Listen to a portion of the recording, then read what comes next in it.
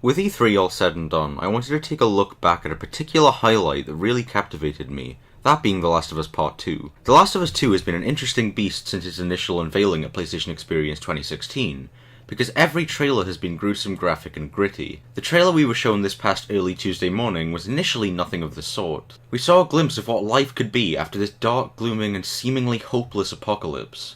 We see Ellie looking happy, and finding someone in her life she cares about, and in a world where everything has gone to shit, this doesn't really seem like a common thing. This is exactly my point. Naughty Dog here is showing a part of this universe we haven't really seen all that much of.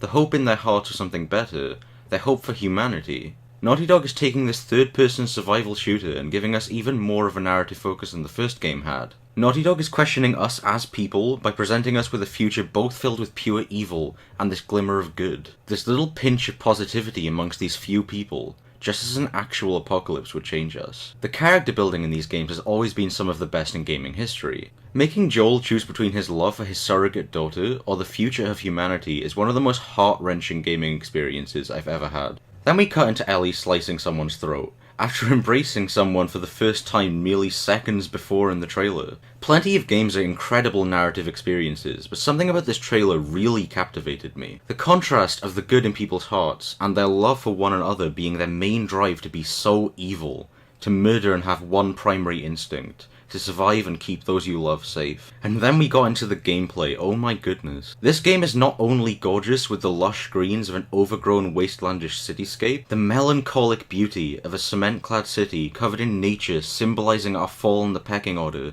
to something we disrespected for so long. Almost as if the cities are weeping, begging to be crushed and relieved of the horror they witness between human beings every day, their own creators falling to their own instinctive urge to live. Naughty Dog presents us with the hanging of a man who has presumably wronged the group that captures him. We as the player are presented with a choice of either trying to save this man and risking your own life, or just watch him die. The trailer ultimately decides to go with the gory option, and we watch the life drain out of a man in glorious 4K. Every last detail of this trailer was truly perfect. The incredible detail of every little inch of pain expressed on the faces of every single person shown. Seeing a man being shot with 3 arrows and his face progressively wincing and tensing more and more from the unimaginable pain he's in. Looking into the eyes of a woman trying to protect herself only to see her brains gushing out blood on the floor. We're at a point in gaming where we can look at someone dying and honestly believe it could be real. The fact that these teams have been able to recreate something so grotesque to such immersive detail is hauntingly beautiful. The reality is that one day gaming in real life will be so similar, we will barely be able to tell what's real and what's not. Naughty Dog's innovation in gameplay mechanics and narrative storytelling, not to mention the jaw-dropping and outright breathtaking visual fidelity this game presents, proves more and more Naughty Dog can push a gaming console beyond its limits. When I saw The Last of Us 1 on PS3 for the first time, I thought it was the most beautiful thing I'd ever seen. 6 years later, here we are, the exact same phenomenon. I'm not saying other games and other companies haven't made massive strides, however.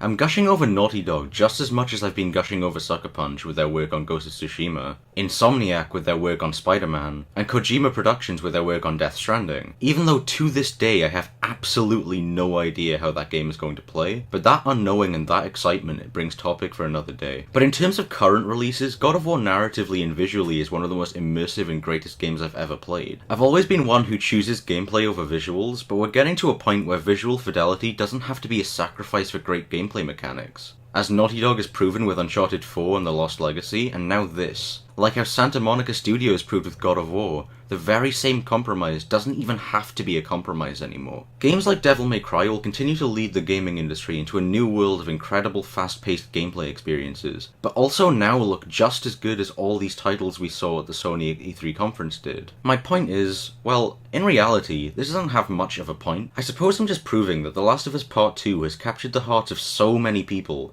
as it has captured the heart of mine. Even though we didn't get a release date this week, there's not a doubt in my mind when this game releases, it will be the most game-changing and the perfect swan song for this console generation. The Last of Us as a franchise is in a way referring to Last of Us being the games on a current generation system console at the time of its release. The ending of a gaming generation, and proof we as gamers will continue to see such beauty for years and years to come, where we will see gaming as a medium become more immersive, more narratively driven, and more stunning than ever before. And I for one am ecstatic at the thought. The Last of Us Part 2 is a very important title because it acts as a stepping stone for the industry. It acts as the epic conclusion to a wonderful set of games over a console generation, and prepares us for the future. The Last of Us Part 2 will undoubtedly stand as one of the biggest and best titles of the 8th generation, and this franchise will be remembered for years to come as the evolutionary series. Thanks for listening to me gush over a trailer. This one was begging for me to talk about my love of the series. I didn't really have much of a point when I was writing this, so if the point I'm presenting overall lacks consistency throughout the video, that may be why. I'd love to hear from all of you guys. What were your highlights of E3 this year, and do you agree or disagree with my opinion? I'd love to hear from you all in the comment section below. If you have any constructive criticism on my first video of this nature too, I'd like to hear it. I want to strive to make better and more thought out content on this channel. I want to express my opinions on games in a way that's captivating and gets others as excited as I am, and I want to help others grow theirs, or build up a passion for them too.